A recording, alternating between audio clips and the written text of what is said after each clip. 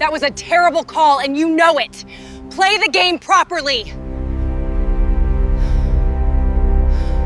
She stepped onto the open ground, expecting nothing more than another focused training session, but someone nearby saw something entirely different. A glance turned into suspicion. Suspicion hardened into judgment, and judgment began quietly building toward confrontation. She didn't know she was being watched through a lens shaped by prejudice, or that her presence alone had already been deemed a problem.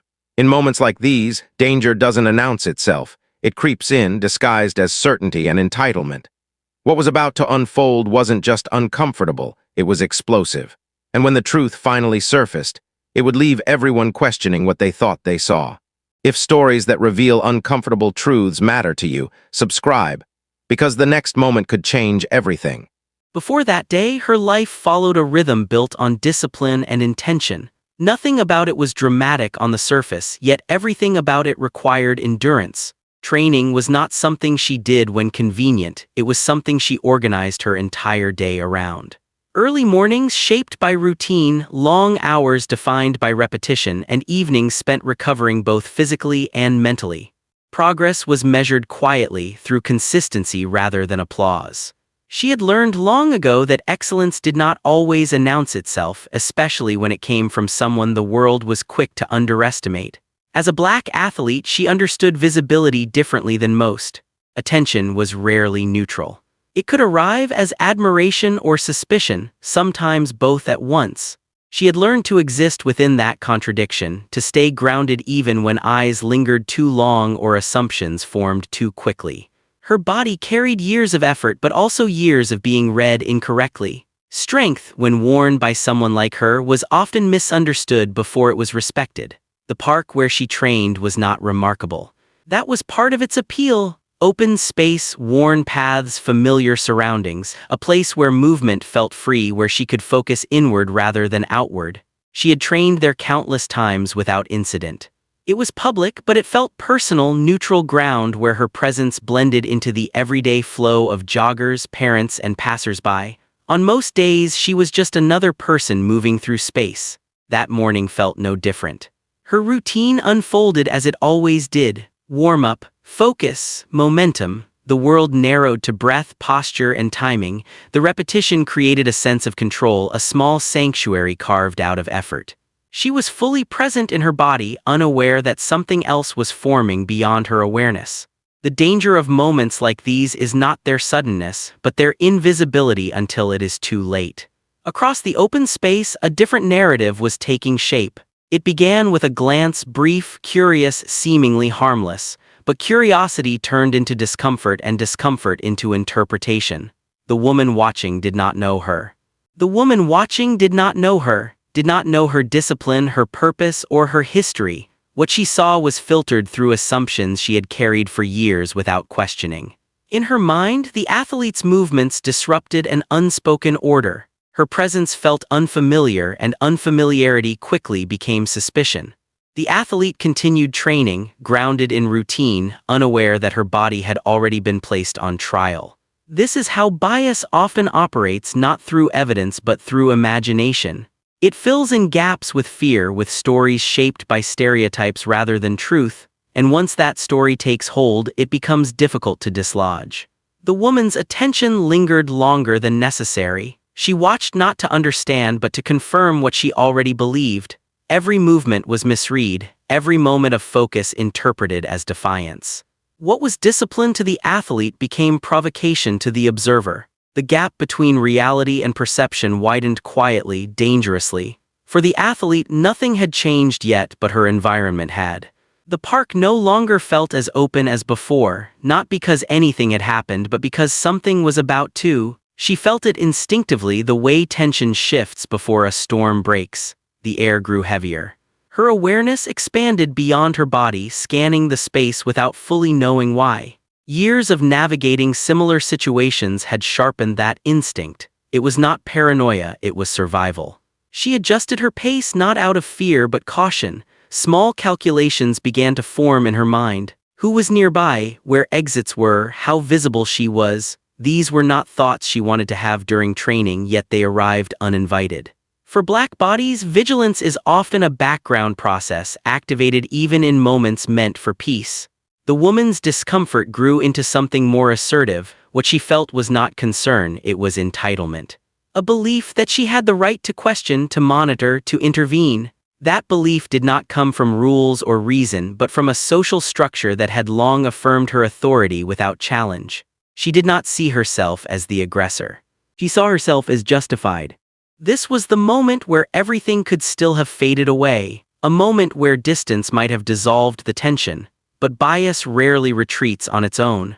When left unexamined, it seeks validation through action. The space between them closed. The athlete noticed then not the woman herself but the shift in attention around her. Subtle movements, lingering stares, the quiet unease of people sensing something unfolding. She felt the familiar tightening in her chest, the emotional preparation that comes before confrontation. She had done nothing wrong, yet she felt the weight of being judged as though she had. Her posture remained steady. Not because she was unafraid, but because she had learned the cost of appearing otherwise. Composure was not optional, it was expected. Any sign of discomfort could be misinterpreted. Any reaction could be used against her. In moments like this, restraint was not a choice, it was a shield. The woman's presence grew more pronounced. Her certainty filled the space, pushing against the athlete's calm. This was no longer observation, it was escalation. And still, no words had been spoken. Racism does not require sound to be loud. Its impact is often felt long before it is heard. Bystanders began to notice more clearly now. Some slowed their steps, others turned their heads away. The familiar pattern emerged, the silent witnesses, the uncertainty about involvement, the quiet hope that someone else would intervene. In these moments, neutrality becomes a decision. And too often, that decision favors the aggressor. The athlete stood alone in the center of it all. Her mind raced through possibilities, not in panic but calculation. How quickly could this escalate? How easily could the narrative shift against her? She had seen it happen before, not just to herself but to others who looked like her. Ordinary moments turning dangerous through nothing more than accusation. The emotional weight pressed down hard. Anger surfaced, sharp and justified but carefully contained. She had learned that expressing it openly often led to consequences she could not afford. Instead, she anchored herself in stillness, refusing to surrender her dignity even as it was being challenged. The woman misread that stillness. To her, composure looked like defiance. Silence felt like guilt. Bias twisted everything it touched. The more controlled the athlete appeared, the more certain the woman became that she was right. This was the trap of prejudice. It interprets resistance where none exists and provocation where there is only presence. The tension thickened, pulling attention inward. The park, once a place of movement, felt frozen. Time stretched in that uncomfortable way it does when something is about to break. The athlete could feel eyes on her now, not just the woman's but others as well. The weight of being watched settled heavily on her shoulders. And still, the woman did not know who she was confronting. She did not know that the athlete standing before her had earned respect in spaces far more demanding than this park. She did not know that her assumptions were about to collide with a reality she had not prepared for. All she knew was the story she had already written in her mind, and she was determined to act it out. For the athlete, the moment felt suspended between two outcomes, one where the situation dissolved without consequence, another where it escalated beyond control. The uncertainty was the hardest part, not knowing which version of reality would take shape, not knowing whether truth would matter in time. This was the edge of the moment. The final seconds before everything shifted from tension to confrontation. The calm before exposure. The breath held before impact. And as the invisible line was crossed, one thing became clear: this was no longer just about training or space or misunderstanding. It was about power, about who gets questioned and who gets believed, about how easily a normal day can become a defining one. The confrontation did not explode all at once. It unfolded in layers, each one tightening the pressure, each second making retreat less possible. The woman's presence now dominated the space, not through noise but through intention. She positioned herself closer, close enough to disrupt, close enough to signal control. The athlete felt it immediately, the shift from being observed to being challenged. This was no longer passive judgment, it was active scrutiny. Her training had stopped without her consciously deciding to stop. Her body remained ready, alert, but her attention had been pulled outward. Survival instincts replaced routine. She stood grounded, shoulders relaxed but firm, aware that every movement carried meaning in a situation that was already being misinterpreted. She understood the unspoken rules of moments like these. Calm was demanded of her. Any sign of frustration could be weaponized. Any attempt to assert herself could be reframed as aggression. The woman, meanwhile, grew more convinced with every passing second. Her discomfort had transformed into certainty, the most dangerous phase of bias. Certainty does not question itself, it seeks confirmation, not truth. She interpreted the athlete's stillness as defiance, her confidence as disrespect. In her mind, she was no longer reacting, she was correcting something that did not belong. The emotional temperature rose sharply. People nearby began to sense it more clearly now. Conversations trailed off, footsteps slowed. A few individuals paused outright, drawn by the unmistakable tension that pulls attention even when no words are exchanged. The park had become a stage, and the athlete was standing under a spotlight she never asked for. The athlete's heart rate picked up, not from fear alone but from anticipation. She had been in moments like this before, though never exactly the same. The details always changed, but the structure was familiar.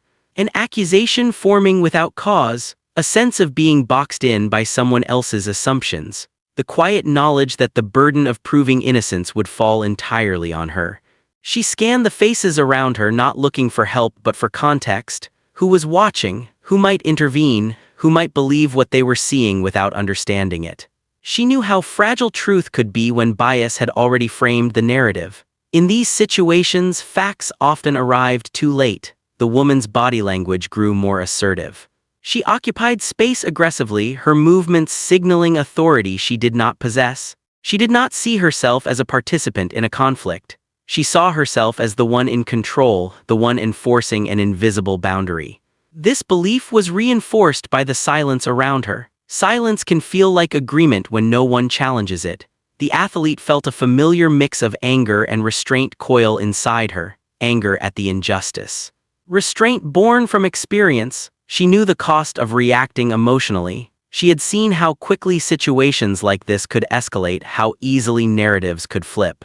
In a world that already doubted her, she could not afford to give doubt more fuel. The crowd grew thicker. More people slowed. Some stopped completely. A few reached for their phones, not yet recording openly but ready. The presence of devices added another layer of pressure. This was no longer just a moment, it was becoming documentation. The athlete understood the double-edged nature of that reality. Cameras could expose injustice, but they could also distort it. Angles, timing, context, all of it mattered.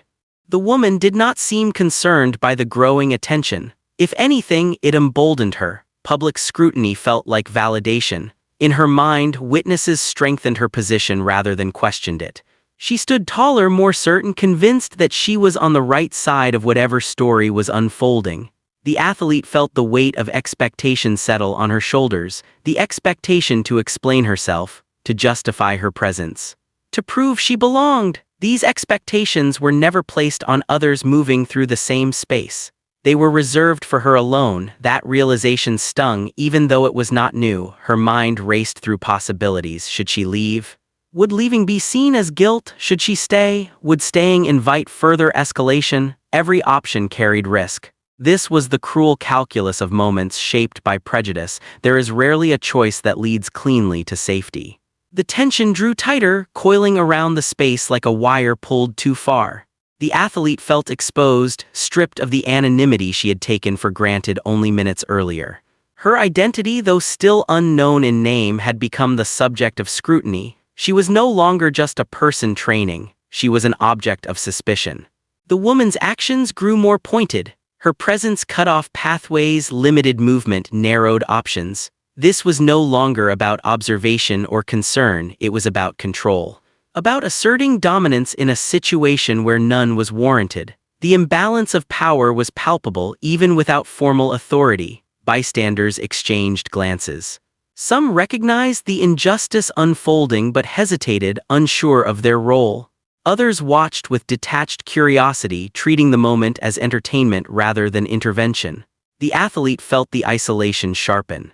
Being surrounded by people did not mean being supported. Fear crept in quietly, settling beneath her resolve. Not panic, but the kind of fear that comes from understanding how quickly things can go wrong. She had seen stories like this play out in devastating ways. She knew how little it sometimes took for a situation to spiral beyond control, yet she refused to shrink. Her posture remained strong, her presence steady. Not because she was unafraid, but because she understood the power of grounding herself in truth. She had done nothing wrong. That knowledge became her anchor, even as the environment around her grew increasingly hostile. The woman misinterpreted this strength as challenge. In her mind, the athlete's refusal to disappear confirmed her assumptions. Bias thrives on misinterpretation, feeding itself with imagined threats. The more composed the athlete appeared, the more convinced the woman became that intervention was necessary. This was the paradox of prejudice. It punishes restraint and provokes escalation. The crowd's energy shifted again. Whispers grew louder. Phones were now clearly visible. The incident had crossed into spectacle. The athlete felt the sting of being watched not as a person but as a problem to be assessed. Her body, her presence, her silence, all dissected without her consent. Time stretched painfully. Each second felt loaded, heavy with consequence. The athlete could feel the moment approaching its breaking point. Something had to give. Either the woman would retreat or the confrontation would escalate beyond this uneasy standoff. The uncertainty was exhausting.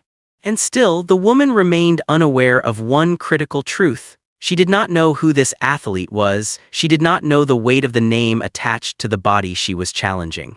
She did not know that the story she believed she was controlling was about to slip out of her hands entirely. The athlete sensed the shift before it happened. A subtle change in the crowd's behavior. A glance exchanged between two onlookers. Recognition flickering across faces. The atmosphere began to change in a way that felt unfamiliar, less hostile, more anticipatory. Something was coming. The tension did not dissolve, but it transformed. The certainty that had fueled the confrontation began to waver, replaced by something else. Curiosity, doubt. The athlete felt it in the way people looked at her now, not with suspicion, but with growing awareness. The woman, however, remained locked in her narrative, unaware that the ground beneath it was starting to crumble. She stood firm, still convinced of her authority, still committed to her version of events. The moment hovered on the edge of revelation. The crowd held its breath, even if unconsciously. The athlete remained still, grounded in a truth that was about to surface whether the woman was ready for it or not. What had begun as a quiet act of prejudice was now seconds away from becoming something else entirely, an exposure, a reckoning, a reversal no one could undo. And as the atmosphere thickened with anticipation, one reality became unavoidable. The story the woman thought she was writing was about to end in a way she never imagined. The turning point arrived not with a shout or a sudden movement, but with recognition. It spread quietly at first, like a ripple through still water. One person noticed something, then another. A face in the crowd shifted from curiosity to certainty. A phone lowered, not to record but to look more closely. The athlete felt it before she understood it, the subtle but unmistakable change in the energy around her. The tension was still there, but it had begun to lean in a different direction. The woman did not notice at first. She remained locked in her sense of authority, convinced that control was still firmly in her hands. Her posture was rigid, her presence unyielding. She believed she was standing on solid ground, unaware that the foundation beneath her certainty was cracking. Bias had carried her this far, and she trusted it to carry her further. The athlete stood calmly at the center of it all, her stillness now charged with something new. She was no longer bracing for impact. She was waiting. Years of discipline had taught her patience, not just in training, but in moments where truth needed time to surface. She had learned that sometimes the most powerful response was not reaction but endurance. The crowd's behavior shifted more visibly now. Whispers turned into murmurs. Eyes darted between the athlete and the woman. The narrative that had been forming so confidently began to unravel thread by thread. Someone in the crowd recognized the athlete not just as a body in motion but as a figure they had seen before. An accomplished competitor. A respected name. A presence that carried credibility the woman had never imagined. Recognition moved quickly once it began. It traveled through the group in fragments, shared looks, quiet confirmations, subtle nods. The athlete's identity, long invisible to the woman, was suddenly impossible for the crowd to ignore. And with that recognition came a shift in power, not through confrontation, not through force, but through truth. The woman sensed something was changing, though she could not yet name it. The approval she had unconsciously relied on was fading. The silence that once felt like agreement now felt different, heavier, more judgmental. She scanned the faces around her, searching for reassurance, but found none. Instead, she saw doubt, curiosity, discomfort. The athlete felt a surge of emotion rise within her, relief, anger, exhaustion, all colliding at once. Vindication did not arrive as triumph. It arrived as weight. The weight of knowing that she had been spared escalation not because the situation was wrong but because she was known. Because her identity carried protection that so many others did not have. The crowd's attention settled fully on the woman now. Her certainty began to falter. The confidence that had driven her actions weakened under the pressure of exposure. She shifted her stance, her movements less assured, her authority slipping through her fingers. The story she had constructed of threat, of disruption, of justification no longer held together. This was the moment where everything became undeniable. The athlete did not need to speak. She did not need to defend herself or assert her worth. The truth had arrived on its own, and it was louder than any accusation. Her accomplishments, her reputation, her humanity, all the things the woman had ignored stood firmly in the open. The woman's realization was not graceful, it struck with the force of collapse. The assumptions she had relied on crumbled in real time, leaving her exposed and unprepared. Her actions, once cloaked in confidence, now appeared exactly as they were: baseless, intrusive, and rooted in prejudice. The authority she believed she possessed evaporated under the weight of public awareness. The crowd reacted instinctively. The energy shifted decisively away from the woman. What had once been a moment of silent observation transformed into collective reckoning. The athlete was no longer the subject of scrutiny. The scrutiny had turned outward. For the athlete, the moment was surreal. She stood in the aftermath of a confrontation she had never wanted, watching the power dynamic reverse itself without her having to lift a finger. Yet the relief was incomplete. Recognition had protected her, but it had not erased what came before. The fear, the isolation, the humiliation of being targeted simply for existing in her body. She felt the exhaustion settle deep in her bones.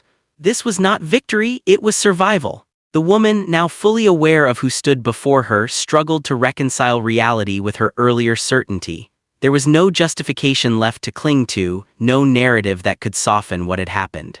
The crowd's attention made retreat impossible. Accountability hovered in the air, heavy and unavoidable. The park felt different now. The space that had once tightened with hostility loosened, but not into comfort. It loosened into discomfort, into reflection. The bystanders who had watched in silence were now confronted with their own roles in the moment. Some felt relief that the situation had not escalated. Others felt shame for not intervening sooner. The atmosphere was thick with unspoken questions. The athlete remained composed, her dignity intact. She did not need the crowd's approval, but she felt the weight of their gaze nonetheless. Being seen, truly seen, came with its own cost. She was aware that this moment would follow her not as a badge of honor but as a reminder of how conditional safety could be. The woman stood diminished, her presence no longer commanding the space. The certainty that had fueled her actions had been replaced with exposure. This was the consequence bias rarely anticipates, the moment when it is forced into the light stripped of its disguises. The tension did not disappear, it transformed. It became reflection. It became discomfort. It became the uneasy understanding that this incident could have ended very differently. That recognition had arrived just in time. That without it, the outcome might have been far darker. The athlete felt that truth settle heavily within her. What if she had not been known? What if no one in the crowd had recognized her? What if the narrative had continued unchecked? These questions lingered, unanswered and unsettling. They revealed the fragile line between exposure and escalation, between safety and harm. The climax of the moment was not loud. It was quiet, heavy, inescapable. The woman's authority had collapsed. The crowd's perspective had shifted. The athlete stood grounded in her truth but deeply aware of the cost of the moment. This was not just an isolated incident, it was a reflection of a pattern that repeated itself countless times in countless places.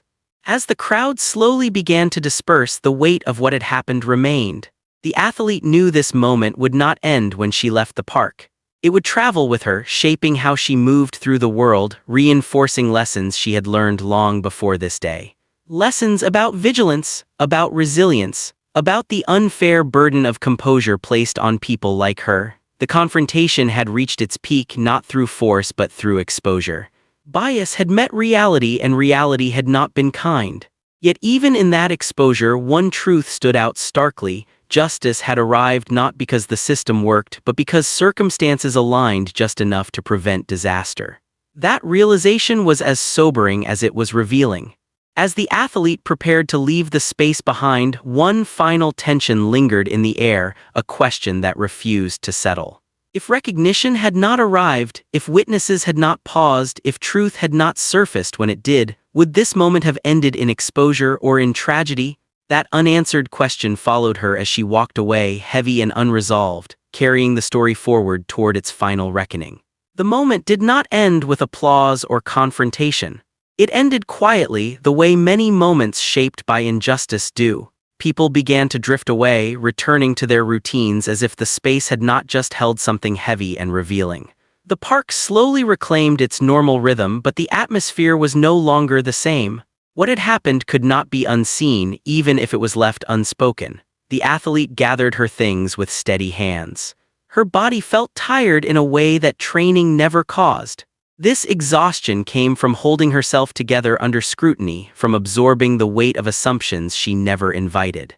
She walked away without spectacle, without acknowledgement, because survival often looks ordinary from the outside. Yet inside, something had shifted. She had been protected by recognition, but that truth troubled her deeply. As she moved through the familiar paths, her mind replayed the moment in fragments. The watching eyes, the tightening space. The sudden reversal when truth surfaced. Relief came in waves, followed closely by anger, not at the woman alone, but at the reality that safety had depended on status rather than humanity. She knew too well how differently the moment could have ended if she had been unknown. If no one in the crowd had recognized her, if bias had been allowed to finish what it started. That awareness stayed with her long after she left the park. In the days that followed, the incident echoed beyond that single space. People talked, some framed it as a misunderstanding, others focused on the woman's embarrassment, a few acknowledged the deeper issue.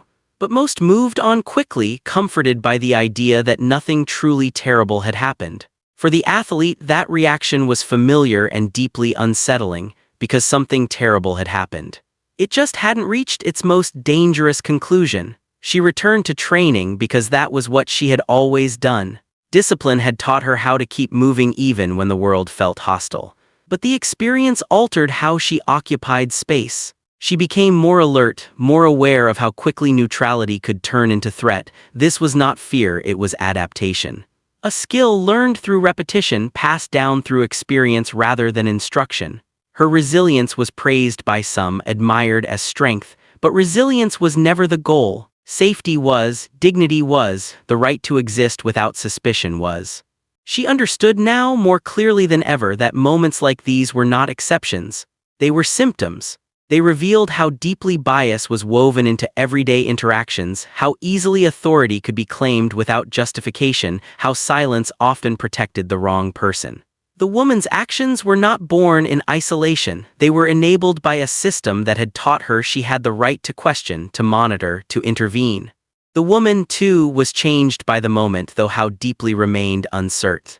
Public exposure forced a confrontation with her assumptions, but growth is never guaranteed. Some people reflect, others retreat into denial. Accountability is uncomfortable and discomfort is often avoided rather than examined. Whether she learned from the incident mattered, but it was not the most important part of the story. The story was never about her alone, it was about the countless similar moments that never reach exposure, the ones without witnesses, without recognition, without names that carry protection. It was about how many people are forced to calculate their movements, soften their reactions, and carry composure like armor just to make it through an ordinary day. The athlete carried that truth with her not as a burden but as a responsibility. She spoke about the incident when asked not to seek sympathy but to name what had happened, to resist the urge to minimize it, to remind people that racism does not always announce itself loudly. Often it whispers, it hides behind concern, it dresses itself up as authority, and when it goes unchallenged it grows. The impact of the moment reached beyond her personal experience. It became a reflection point for those willing to look honestly. It challenged bystanders to reconsider their silence. It asked uncomfortable questions about who we believe instinctively and why. It exposed how easily bias can escalate when no one interrupts it, and it revealed something even more unsettling. Justice had not arrived because the system protected her. It arrived because circumstances aligned just enough to prevent harm. That distinction mattered. It meant the problem was not solved. It meant the next person might not be as fortunate. This is how patterns persist, not through overt cruelty alone but through complacency, through the belief that incidents are isolated rather than connected, through the comfort of distance, through the assumption that someone else will intervene. The athlete understood that true impact does not come from a single exposed moment but from what follows, from whether people choose to reflect or forget, from whether silence continues to feel easier than action.